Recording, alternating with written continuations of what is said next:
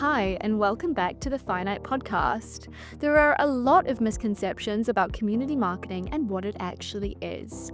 People often mistake it for thought leadership or blasting company news as if LinkedIn is a bulletin board. But community marketing has a lot of nuance. It's hard to do, but I honestly believe that when done right, it's one of the most effective ways to grow an audience, build a brand, and encourage engaged and loyal customers, particularly in an era of marketing that aims to scale human connection alongside increasing automation. Kris Rudeegraap joins me on the podcast today to discuss his approach to community as co-CEO and co-founder of Sendoso.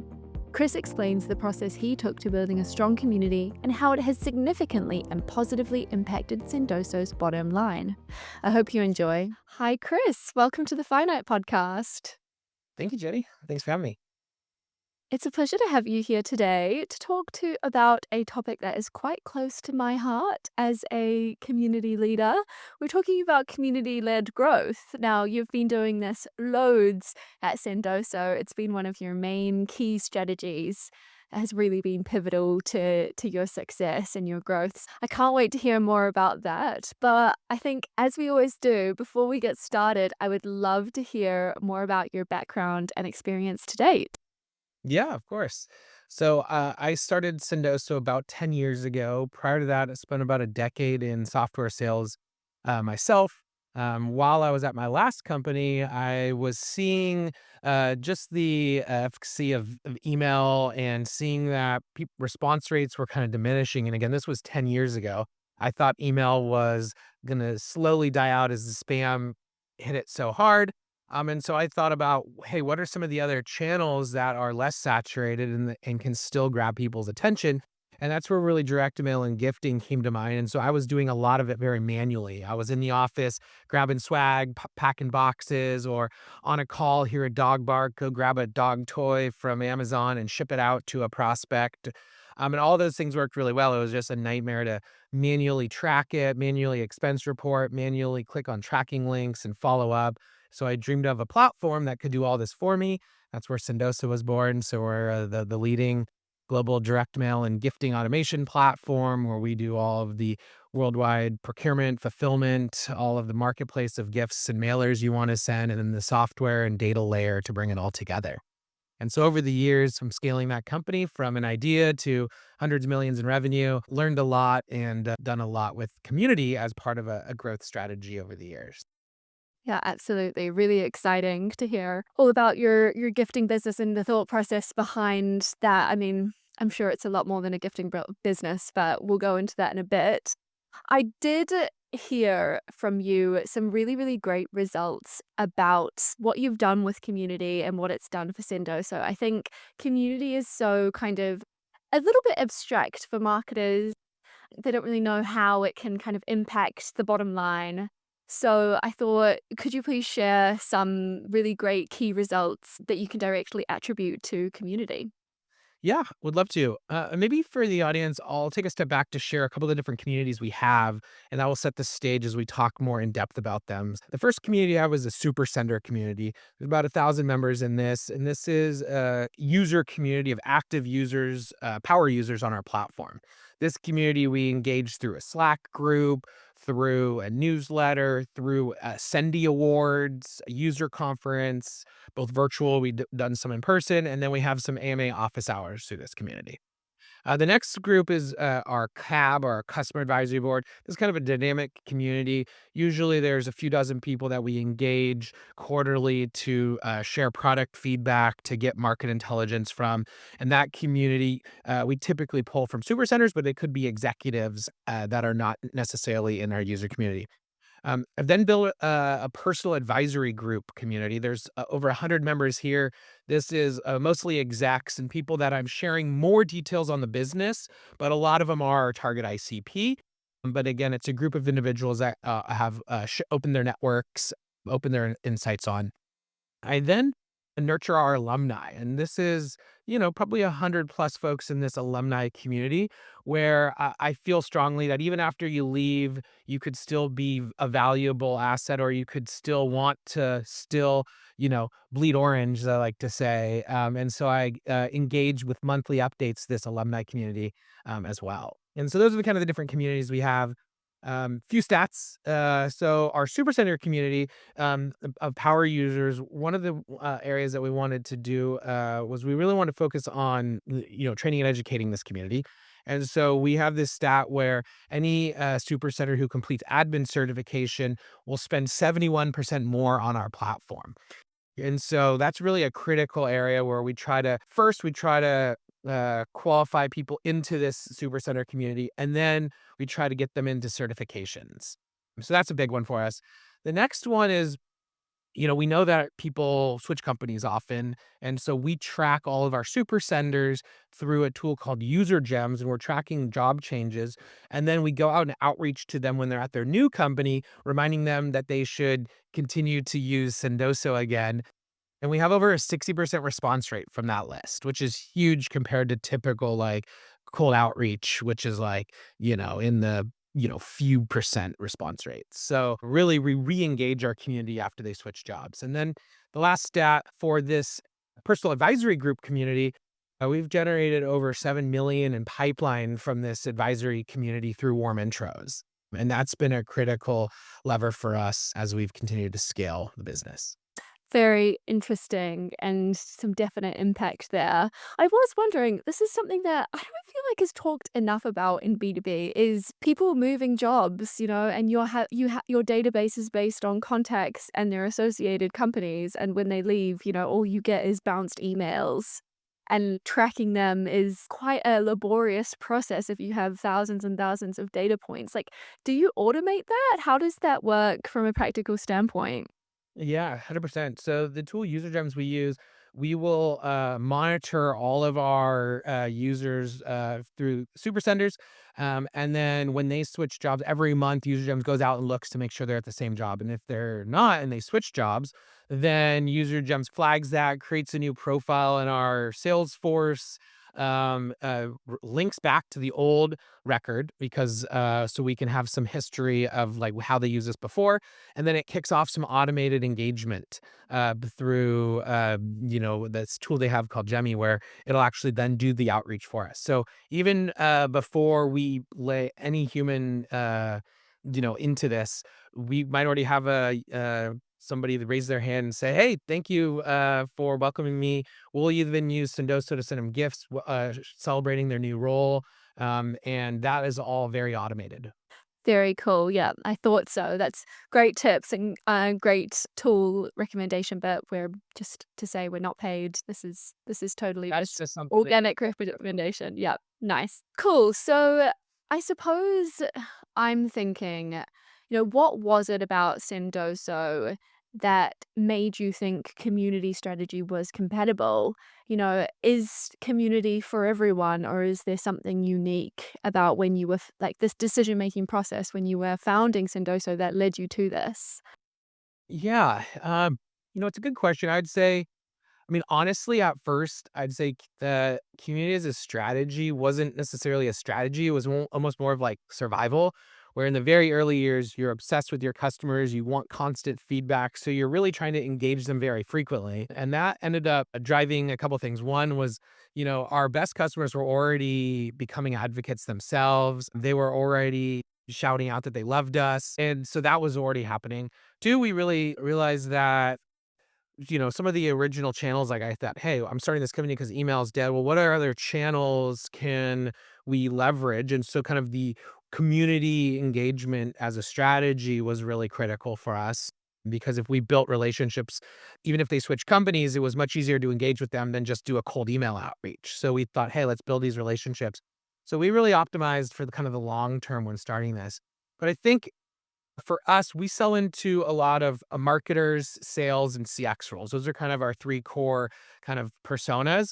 And I think that certain ICPs tend to have better success with community. I think for us, marketers, they enjoy talking to their peers, they enjoy sharing best practices, they enjoy learning, and so that's really helped us build a community based on our ICP.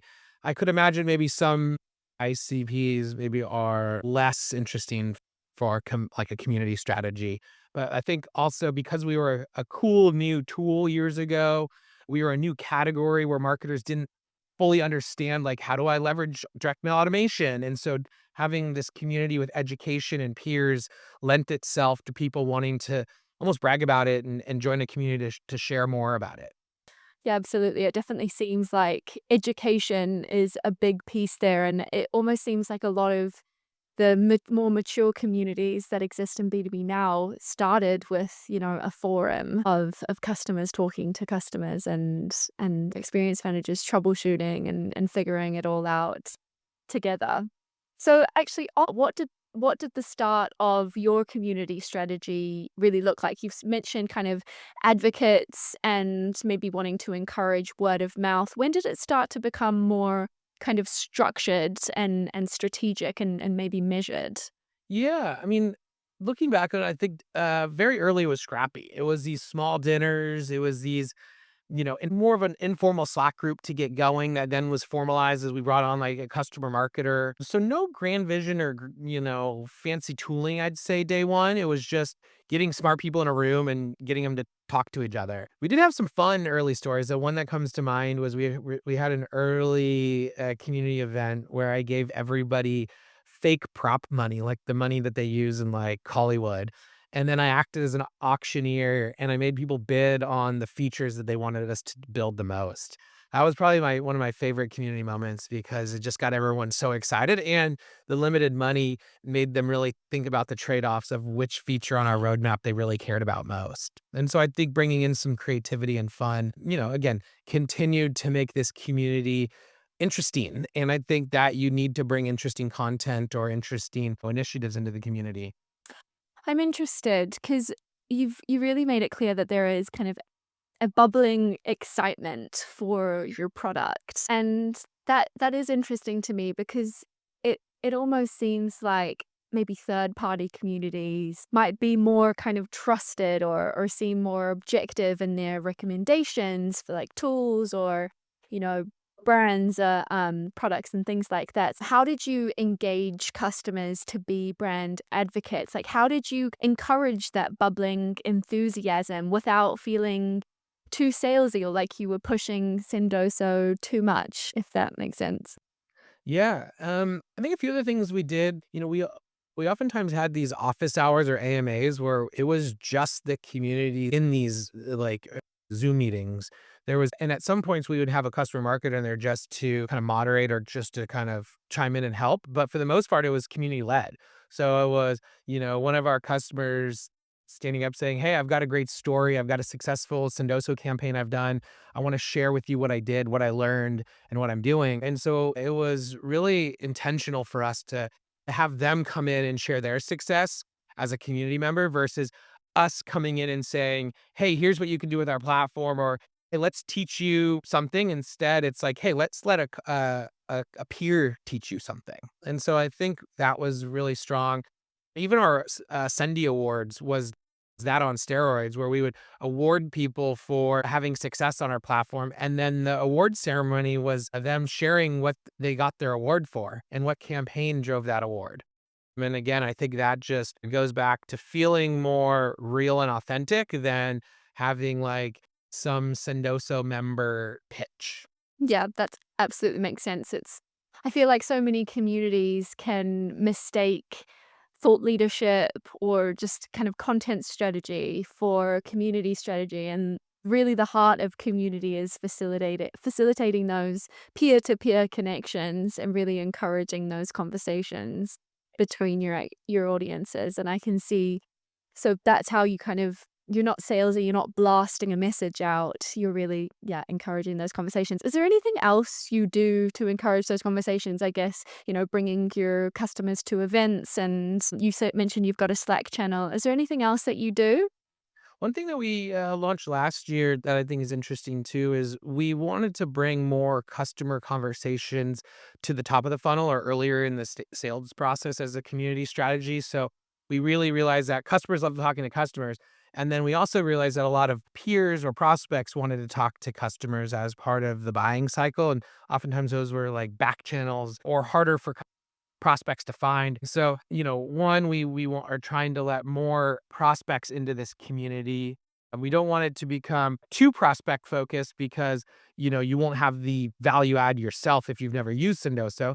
But one tool we recently rolled out was a company called Slash Experts. And what I loved about that is it really created a portal where we could showcase a couple dozen of our customers and then anyone could come instantly book a meeting with them. And so it eliminated us feeling like we're gating and only allowing prospects or customers to speak to people we like purely vet first or purely say, hey, you want to talk to a reference? Here's one person. Instead, we say, here's a bunch of people. You pick who you want. And that's opened up more conversations. And I think at the end of the day, it all goes back to more conversations. And if people are organically talking to each other about you, it just spurs more engagement. So we're trying to, again, back to facilitating conversations. Absolutely. Yeah, that's really interesting. And you're lucky that you have so many kind of power users. Just out of curiosity, from a practical standpoint, how do you incentivize those advocates, to kind of give up their time and promote or talk about Sendoso to prospects? Yeah, so some of them do it because they want to have peer-to-peer network, and it's almost like something that is context switching for them. It's getting out of their day-to-day to, talk to somebody else that's interesting peer and share their success. It's almost like being able to brag. For some of them too, we offer up kind of like a thank you, or we'll give them some compensation for their time, but it's mostly driven by people that are raised their hand and they just want to, celebrate their successes, share what they're doing. And I think that a lot of people are in that boat where, maybe their day-to-day job is, something that they want to break out of and, do something a little bit different. So speaking with a peer randomly about a cool tool they're using in their tech stack is something that they are willing to raise their hand for.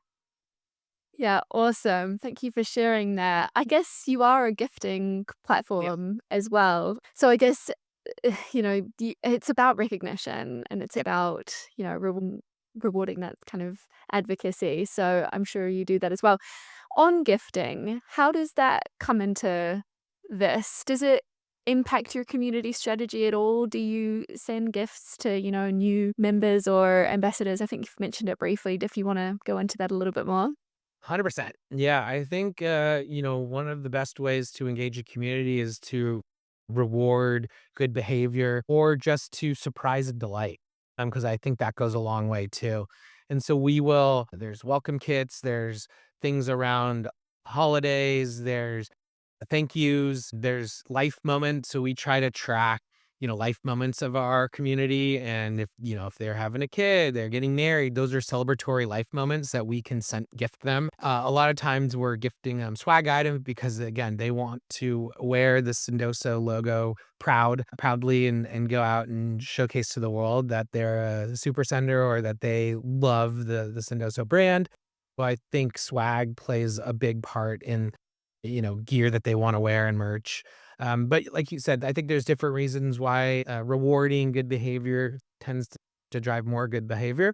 But I think the life moments is something that some companies don't think about. We think about it 'cause we're, a gifting platform, but, it goes a long way if somebody, has a big life moment and you step up and, send them a nice little gift, and that really helps build that relationship. Yeah, I've never thought about that before. I guess in B2B particularly, there is such a kind of boundary between business and personal life, I mean, we're starting to cross it even more as B2B marketers use kind of consumer driven platforms like YouTube or even TV advertising. So, how do you feel audiences react when a business kind of knows their personal life events, and how do you see that line kind of maybe fading away in the future?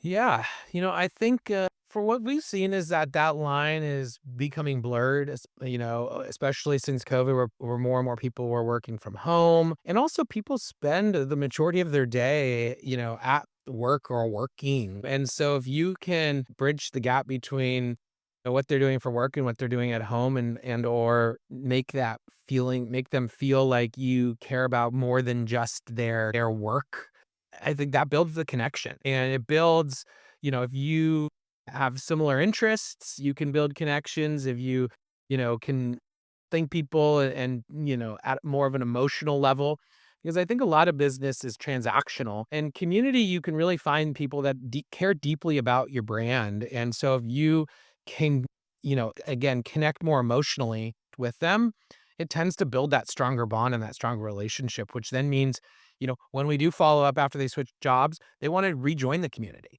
They want to feel a part of it again. And part of that is the warm and, fuzzy feeling they felt when, we sent them a gift congratulating them on, a job promotion, and something that was a little different than just you know, or sending them a, baby onesie with their favorite sports team logo on it.